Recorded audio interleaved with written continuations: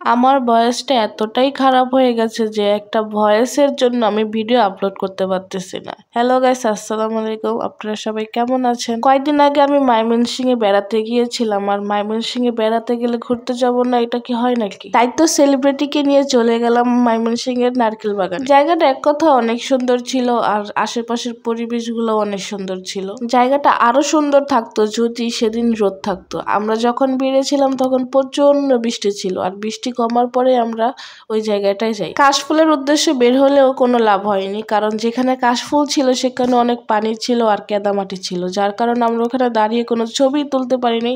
আর তারপর প্ল্যান হলো যে না, তাহলে আমরা নারকেল বাগানে যাব। তাই আমরা সবাই মিলে নারকেল বাগানে চলে আসলাম। সবাই বলতে আমার সাথে আরো অনেকেই ছিল, তাদেরকে আমি আমার ক্যামেরাতে আনিনি। তবে জায়গাটা খারাপ না, অনেক সুন্দর ছিল। চারিদিকে শুধু নারকেল গাছ আর নারকেল গাছ, দেখতে অনেকটা ভালোই লাগছিল। যারা ময়মনসিংহে থাকেন তারা তো অবশ্যই এই জায়গাটা চিনেন, আর যারা এই জায়গাটা গিয়েছেন তারা অবশ্যই কমেন্ট করে জানাবেন। এই জায়গাটা মেবি বাংলাদেশ কৃষি বিশ্ববিদ্যালয়ের এরিয়াতে পড়ে, আমি সঠিক জানি না। বৃষ্টি শেষ হয়ে আকাশটা অনেকটা পরিষ্কার লাগছিল, দেখতেও ভালো লাগছিল। আর বৃষ্টি শেষ হওয়ার পরেই কিন্তু আমরা এই জায়গাটায় গিয়ে, আগে মনে হতো অচেনা কোনো জায়গায় গেলে হয়তো বা ভালো লাগবে, কিন্তু এখন মনে হইতেছে যে না, চেনা পরিচিত জায়গায় গেলে হয়তো বা অনেকটা কমফোর্টেবল ফিল হয়।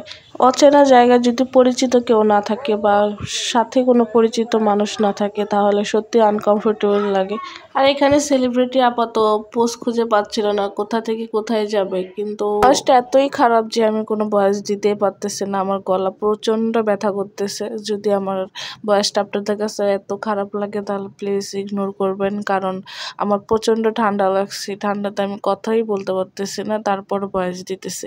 এখন কিছু লোক এসে বলবে ভয়েস দিতে পারতেছেন না, কি দরকার ভিডিও বানানোর, হ্যান ত্যান অনেক কিছু। যারা এই ধরনের কমেন্ট করবেন তাদেরকে আর কিছুই বলার নেই। ময়মনসিংহে এমন অনেক জায়গা আছে যেগুলোতে এখন আমার যাওয়া হয় নাই, তো আশা করি নেক্সট টাইম যদি ময়মনসিংহে আবার যাই তাহলে এক এক করে সব জায়গাতে যাওয়ার চেষ্টা করব। আর একসাথে তো সব জায়গায় যাওয়া যায় না, সময়ের একটা ব্যাপার আছে, আবার আবহাওয়া কখনো ভালো কখনো খারাপ, তাই একবারে সব ঝুঁকি নেই। তো নেক্সট টাইম যখন আবার ময়মনসিংহে যাব সব জায়গায় ঘুরে দেখার চেষ্টা করব। আমার মনে হয় ময়মনসিংহে সত্যি অনেক সুন্দর সুন্দর জায়গা আছে, তো যেগুলোতে এখনো আমি যাইও নাই, দেখিও নাই।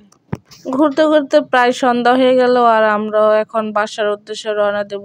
আজকের ভিডিওটা এইটুকুই। সবাই ভালো থাকবেন, আর অবশ্যই কমেন্ট করে জানাবেন কে কোথা থেকে ভিডিওটা দেখছেন। আল্লাহ হাফেজ, টাটা।